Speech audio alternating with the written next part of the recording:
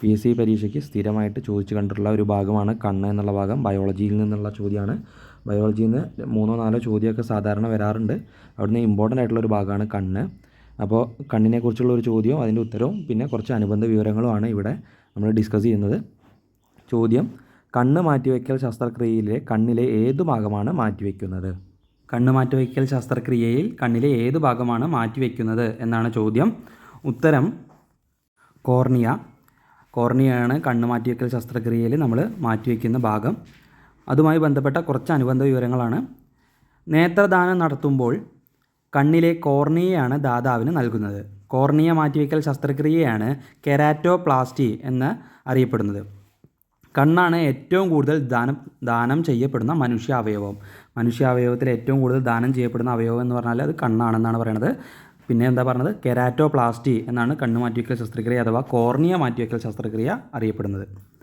അടുത്തത്, കണ്ണിലെ 3 പ്രധാന പാളികളിൽ ഒന്നായ ദൃഢപടലത്തിൻ്റെ ഭാഗമാണ് കോർണിയ. കണ്ണിലെ 3 പ്രധാന പടലങ്ങളാണ് അഥവാ പാളികളാണുള്ളത്. അത് ഏതൊക്കെയാണ്? ദൃഢപടലം, രക്തപടലം, പിന്നെ എന്താ ദൃഷ്ടിപടലം. അങ്ങനെ 3 പാളികളാണുള്ളത്. അതിൽ ദൃഢപടലത്തിൻ്റെ ഏറ്റവും മുന്നിലെ ഭാഗമാണ് ആര്? കോർണിയ എന്ന് പറയുന്നത്. തള്ളി നിൽക്കുന്നതും വൃത്താകൃതിയുള്ളതുമായ സുതാര്യമായ ഭാഗമാണ് കോർണിയ. ദൃഢപടലം സ്ക്ലീറ, രക്തപടലം കോറോയിഡ്, ദൃഷ്ടിപടലം റെറ്റിന എന്നിവയാണ് കണ്ണിലെ 3 പ്രധാന പാളികൾ. കണ്ണിലെ ഏറ്റവും പുറമേയുള്ള പാളിയാണ് ദൃഢപടലം. നേത്രഗോളത്തിന് ആകൃതി നൽകുന്ന കണ്ണിലെ ഭാഗവും ദൃഢപടലമാണ്. അപ്പോൾ നേത്രഗോളത്തിന് ആകൃതി നൽകുന്നത് ദൃഢപടലമാണ്. കണ്ണിലെ മധ്യഭാഗത്തെ പാളിയാണ് രക്തപടലം. മെലാനിൻ എന്ന വർണ്ണവസ്തുവിൻ്റെ സാന്നിധ്യമാണ് രക്തപടലത്തിന് ഇരുണ്ട നിറം നൽകുന്നത്. രക്തപടലത്തിന് ഇരുണ്ട നിറം നൽകാൻ കാരണക്കാരനായിട്ടുള്ള വർണ്ണവസ്തു മെലാനിനാണ്. മധ്യഭാഗത്തെ പാളിയാണ് ആര്? രക്തപടലം. കണ്ണിലെ ഏറ്റവും ഉള്ളിലുള്ള ഭാഗമാണ് ദൃഷ്ടിപടലം അഥവാ റെറ്റിന. റെറ്റിനയിലാണ് കണ്ണിൽ പ്രതിബിംബം രൂപം കൊള്ളുന്ന പാളി. റെറ്റിനയിൽ രൂപം കൊള്ളുന്ന പ്രതിബിംബം തല കീഴായതും യഥാർത്ഥവുമാണ്. അപ്പോൾ ശ്രദ്ധിച്ചു വയ്ക്കുക, തല കീഴായ ബിംബമാണ് ഉണ്ടാവുക, പിന്നെ യഥാർത്ഥ ബിംബവുമാണ് കണ്ണിൽ രൂപപ്പെടുന്നത്. ദൃഷ്ടിപടലം അഥവാ റെറ്റിനയിലെ പ്രകാശഗ്രാഹികളായ കോശങ്ങളാണ് റോഡ് കോശങ്ങളും കോൺ കോശങ്ങളും. അപ്പോൾ പ്രകാശഗ്രാഹികൾ ഏതെല്ലാം എന്ന് ചോദിച്ചു കഴിഞ്ഞാൽ റോഡ് കോശവും കോൺ കോശവുമാണ്. എവിടെയാണ് കാണുക? ദൃഷ്ടിപടലത്തിലാണ് കാണുക അഥവാ റെറ്റിനയിലാണ് കാണുക.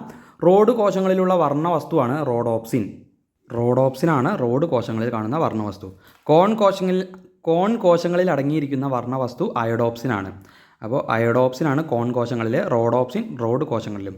അയോഡോപ്സിന് തന്നെ പറയുന്ന വേറൊരു പേരാണ് ഫോട്ടോപ്സിൻ. അതും കൂടി ആലോചിച്ച് വയ്ക്കുക.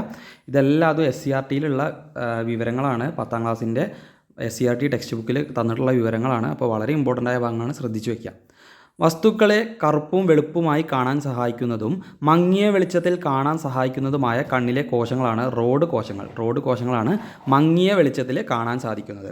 അപ്പോൾ നൈറ്റ് ബ്ലൈൻഡ്നെസ് എന്ന് പറഞ്ഞൊരു അസുഖം നമുക്കറിയാമല്ലേ, നിശാന്തത എന്ന് പറയുന്ന അസുഖം കൂടി അതിൻ്റെ കൂടെ ആലോചിച്ച് വയ്ക്കുക. നിശാന്തത ഉണ്ടാവാനുള്ള കാരണം ഈ റോഡ് കോശങ്ങളുടെ തകരാറാണ്. അതേപോലെ വിറ്റാമിൻ എയുടെ തകരാറ് കാരണം, വിറ്റാമിൻ എയുടെ കുറവ് കാരണം റോഡ് കോശങ്ങളിൽ ഉണ്ടാവുന്ന തകരാറാണ്. അടുത്തത്, നിറങ്ങൾ തിരിച്ചറിയാൻ സഹായിക്കുന്ന കണ്ണിലെ കോശങ്ങളാണ് കോൺ കോശങ്ങൾ. നിറങ്ങൾ തിരിച്ചറിയാൻ കോൺ കോശങ്ങളും ബ്ലാക്ക് ആൻഡ് വൈറ്റ് ആയിട്ട് തിരിച്ചറിയാൻ വേണ്ടിയിട്ട് റോഡ് കോശങ്ങളും. തീവ്രപ്രകാശത്തിൽ കാഴ്ച സാധ്യമാക്കുന്നതും കോൺ കോശങ്ങളാണ്. തീവ്രപ്രകാശത്തിലും അതേപോലെ നിറങ്ങളെ തിരിച്ചറിയാൻ സഹായിക്കുന്നതും കോൺ കോശങ്ങളാണ്. ദൃഷ്ടിപടലത്തിൽ കോൺ കോശങ്ങൾ കൂടുതലായി കാണപ്പെടുന്ന ഭാഗം പീതബിന്ദുവാണ്. ദൃഷ്ടിപടലത്തിൽ ഏറ്റവും കൂടുതലായിട്ട് ആര് കാണുന്നത്? കോൺ കോശങ്ങൾ കാണപ്പെടുന്ന ഭാഗമാണ് ഇത് പീതബിന്ദു എന്ന് പറയുന്നത്. ദെൻ വേറൊരു ബിന്ദു കൂടിയുണ്ട്, അന്ധബിന്ദു അഥവാ ബ്ലൈൻഡ് സ്പോട്ട്. അവിടെ ഈ പറഞ്ഞ കോശങ്ങൾ റോഡ് കോശമായാലും കോൺ കോശമായാലും തീരെ കാണില്ല. നേത്രനാടി തുടങ്ങണ ഭാഗമാണ് ഇത് ബ്ലൈൻഡ് സ്പോട്ട് അഥവാ അന്ധബിന്ദു എന്ന് പറയുന്ന ഭാഗം. അപ്പോൾ ഇത്രയും കാര്യങ്ങളാണ് കണ്ണിനെ കുറിച്ചുള്ള പ്രധാനപ്പെട്ട കാര്യങ്ങൾ. പിന്നെ കുറച്ച് അസുഖങ്ങളുടെ കാര്യം കൂടി നമ്മുടെ SCRT ടെക്സ്റ്റ് ബുക്കിൽ കൊടുത്തിട്ടുണ്ട്. ഗ്ലോക്കോമ പറഞ്ഞ അസുഖമുണ്ട്. കണ്ണിലെ മർദ്ദം കൂടുന്ന അവസ്ഥയാണ് ഗ്ലോക്കോമ എന്ന് പറയുന്നത്. പിന്നെ നൈറ്റ് ബ്ലൈൻഡ്നെസ്, നിശാന്തത എന്ന് പറയുന്ന അസുഖമുണ്ട്.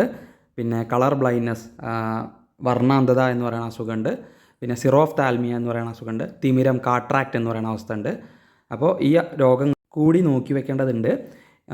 പിന്നെ ആ രോഗങ്ങളുടെ ചികിത്സ, ഗ്ലോക്കോമ ചികിത്സിക്കാൻ വേണ്ടി ലേസർ സർജറിയാണ്.